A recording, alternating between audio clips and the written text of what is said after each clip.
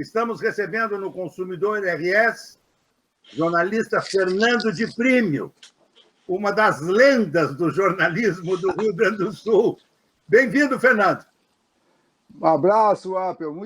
É sempre uma alegria participar do teu programa, que é uma das referências, principalmente sobre o tema que nós vamos tratar hoje, que é o tema do abastecimento do consumidor. Eu acho que tu foi sempre um protagonista, um precursor, um grande defensor e realmente uma lenda nesse assunto de abastecimento, supermercados, consumidores. Eu acho que, para mim, é uma alegria muito grande estar participando do teu programa mais uma vez. Muito obrigado. Nessa semana você publicou, feliz que tinha acabado de chegar da gráfica, um novo lote de exemplares do teu livro, Do Boliche ao Supermercado, que conta a história do comércio de alimentos no Rio Grande do Sul nos últimos 100 anos, é inacreditável, e o surgimento dos supermercados no mundo, no Brasil e aqui no nosso estado. Mas que obra extraordinária, Fernando. Como é que você conseguiu tantas informações? Como é que foi esse processo de pesquisa? Olha, eu brinco que talvez só eu pudesse ter feito esse livro, porque nos últimos 40 anos, desde 1982, eu fazia a revista da Agas. Isso. Né? Eu comecei a fazer o então Boletim Agas em 1982. Eram 12 páginas, 10 páginas. Durante 23 anos, eu fiz a revista Agas, fiz 263 edições da revista Agas, Nossa. Que é a Associação Gaúcha de Supermercados. Depois, com o Paulo Feijó, eu fiquei 5 anos na Associação Brasileira de Supermercados, em São Paulo. Fui editor da revista Super Hiper, que é a maior publicação especializada em varejo da América Latina.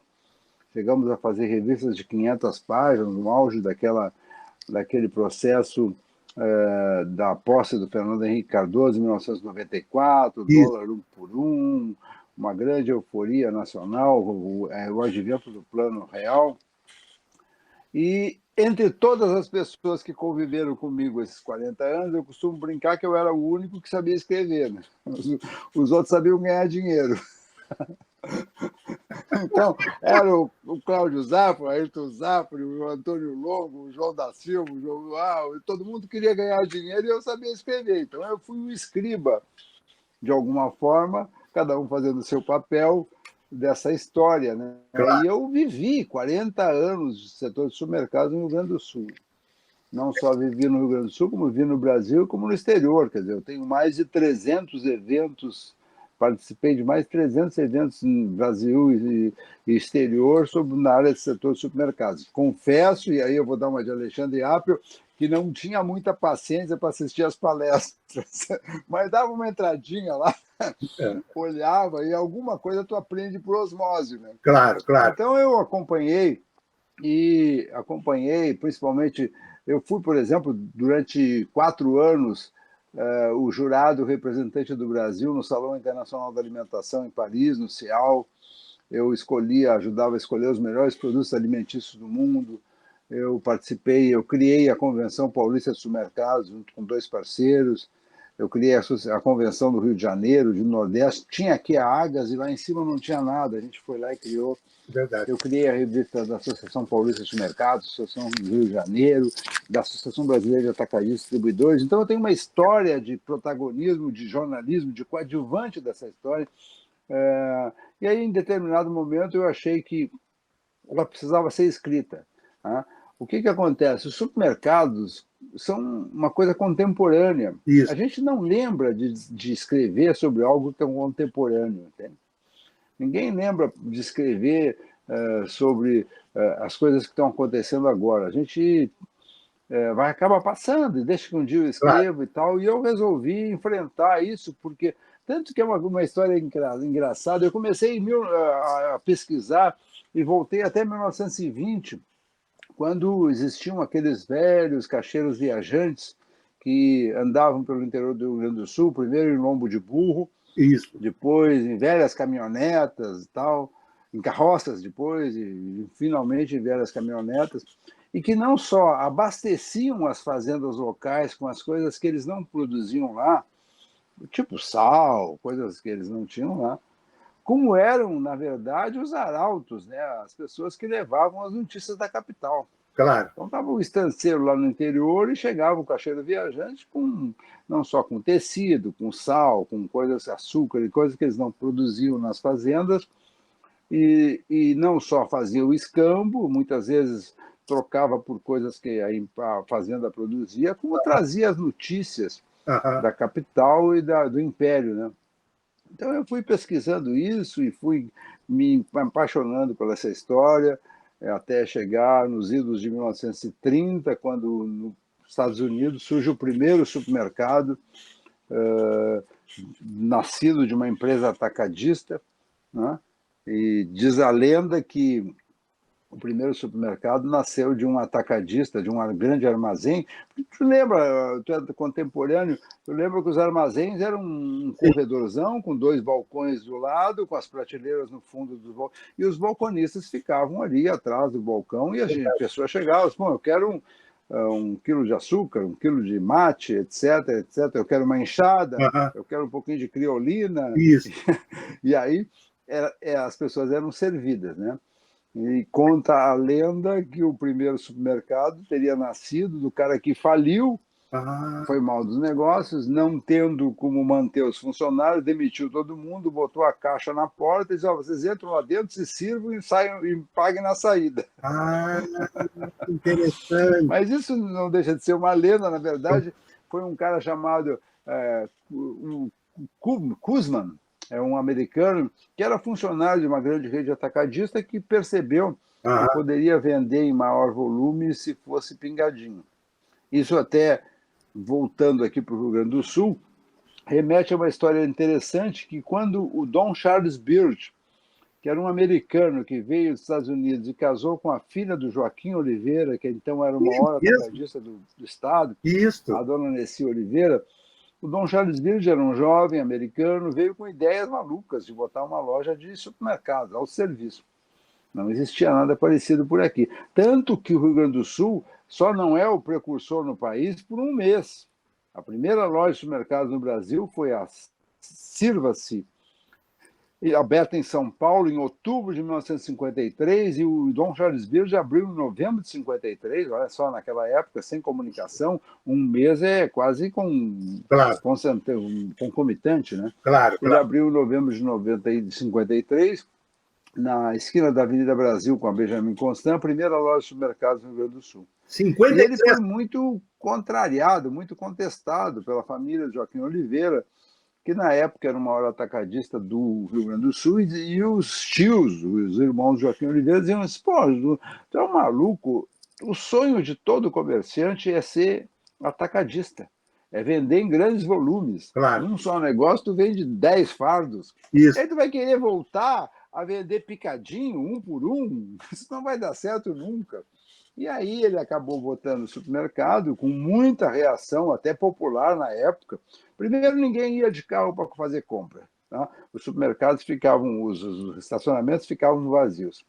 Segundo, naquela época de elegância, de que as pessoas andavam de terno, chapéu, lenço, bengala, polaina, as pessoas achavam de uma profunda má educação e descortesia entrar na casa de um sujeito, mesmo casa comercial, se servir sem esperar que ele lhe Entendi. atendesse, entendeu? Como é que Entendi. eu vou entrar lá na loja do cara e vou pegar as coisas na prateleira?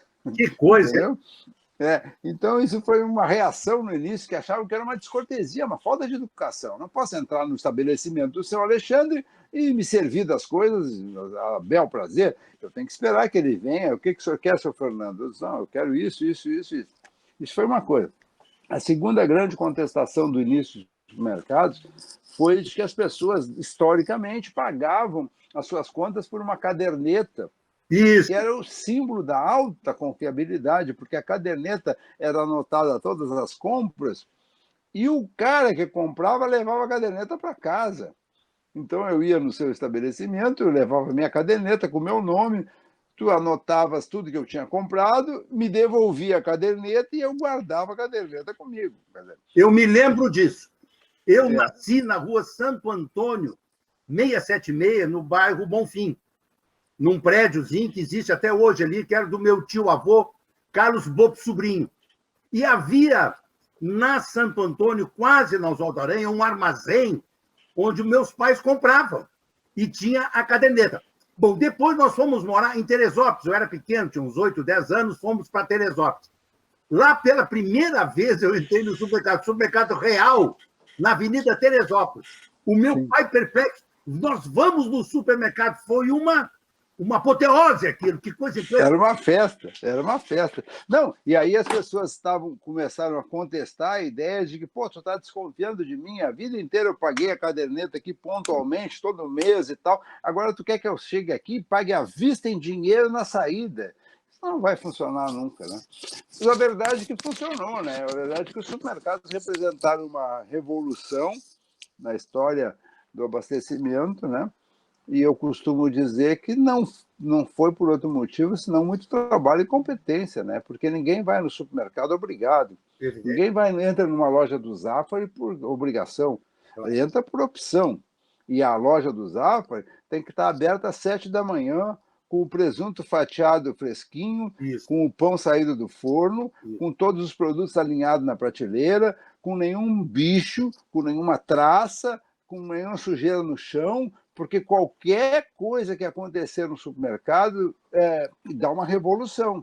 Então, enfrentar essa revolução, tudo tem que ser perfeito, entende? Se eu quero comprar uma carne estragada no supermercado, no dia seguinte é manchete nacional.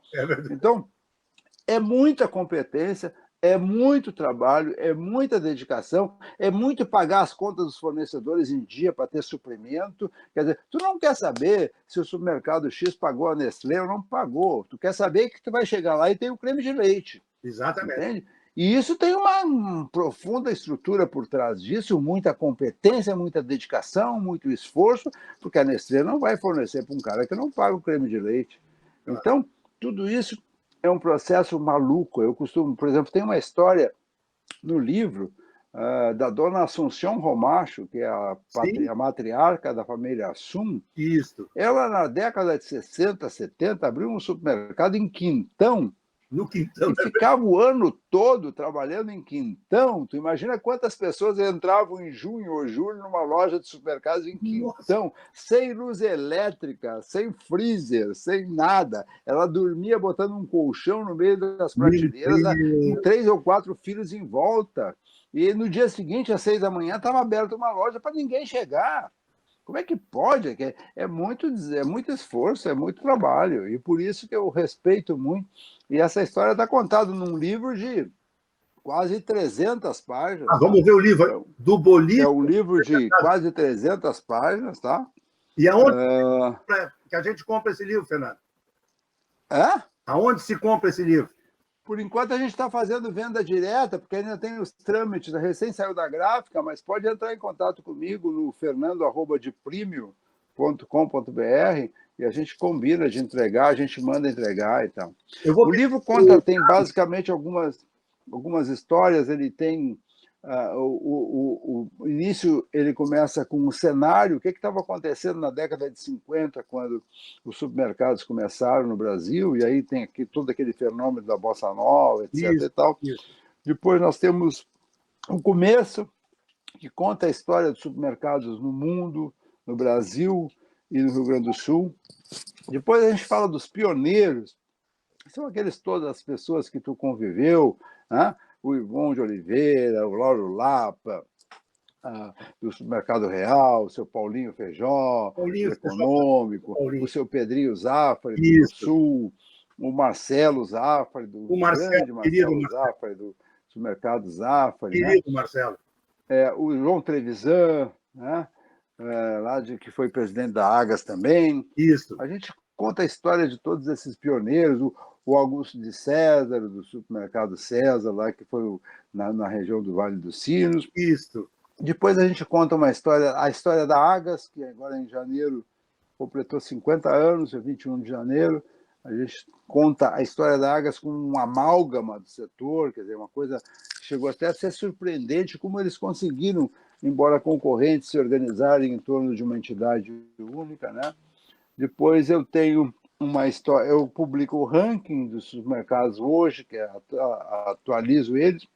Tem um capítulo bem interessante, bem longevo, que é o capítulo da cronologia, em que eu conto tudo o que aconteceu no setor de supermercados do Rio Grande do Sul de 1953 até 30 de outubro desse ano, de Nossa, 2020. que loucura! Tá? Assim, ó, tu quer saber quando é que foi inaugurada a loja do Zafra e da Cristóvão Colombo, Zafra e da Bordinho, quando é que aconteceu não sei o quê, dia após dia, tudo o que aconteceu, uma pesquisa histórica feita em jornais da época e tal. Blá, blá, blá, blá.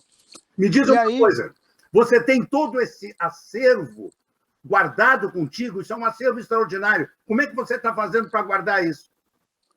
eu tive a felicidade, né, de ser o editor da revista Agas, e aí eu tenho 263 edições da revista Agas, feitas durante 25 anos, e eu tive o cuidado, como um bom jornalista amante das coisas que faz, de mandar encadernar. Ah, excelente. Então, eu tenho aqui na minha prateleira, ao alcance dos meus olhos, a encadernação de todas, inclusive com artigos teus que tu escreveu lá em Que coisa 1980 e impressionante pouco, quando 90 e passa o pouco. tempo. Aliás, eu me lembrei esses dias e falei com você num churrasco na casa do João Carlos Oliveira, quando ele É era verdade. em Chagas, num condomínio no litoral. Você estava com a tua esposa, era belíssima esposa, muito É bonita, verdade. e um gurizinho loirinho, pequenininho, que era encantador. E você me disse que esse pequenininho é o Thiago, está com 28 anos e é professor. O Tiago está com 28 anos de idade e há um ano ele é professor de filosofia Que no coisa! Colégio Anchieta. No Ele Anchieta. dá aula para aula para 500 alunos do Colégio Anchieta. E no primeiro ano ele já foi escolhido como professor paraninfo da turma. Tenho a alegria de ter 3 filhos maravilhosos. Um é fotógrafo, o outro é filósofo, o outro é publicitário. Coisa boa, cara. Hoje ligado aos assuntos do vinho, um gourmet. Que beleza. Então, é uma alegria muito grande. Que bom. E trabalhando muito, eu já estou desenvolvendo outros projetos, eu Que faço coisa várias boa. revistas. Você está com essa revista do Litoral, não é? Faço a revista da Freeway já Freeway, Freeway. há 17 anos, desde 2007, Isso. há 15 anos, na verdade, desde 2007, redistribuída no pedágio, faço a revista do Country Club, Que bom. faço a revista do Atacadão, faço a revista de Gramado, faço várias publicações. Que bom. Fernando de Primo, uma alegria ter tido você aqui no Consumidor RS. Vou pedir para o Thiago colocar na tela o teu endereço. É endereço de e-mail ou é portal? É e-mail, fernando@deprimio.com.br. Pedir para o Thiago colocar na tela, quem quiser o livro, manda um e-mail para você e vai receber o livro. Muito caro, não? Não, R$100. R$100 é um preço bom. Sim, uma obra extraordinária. Você tem e é um 100 livro anos. de quase 300 páginas, capa dura. Eu acho que tem. Eu tive olhando alguns outros bem mais caros na mesma proporção, mas eu quis fazer um preço que não fosse tão Claro. expressivo, mas que ao mesmo tempo não aviltasse a qualidade do produto. Claro. Né? Fernando de Primo, muito obrigado pela tua participação conosco. Eu tenho muito orgulho de ser teu amigo. O teu trabalho é, por mim, admirado há muitos anos. Obrigado pela participação conosco. Um abraço bem carinhoso. A recíproca é verdadeira, Alexandre. Eu acompanho o teu trabalho há muitos anos, te admiro muito como pessoa, fico muito feliz em ter participado e também retribuo o abraço com muita força e admiração.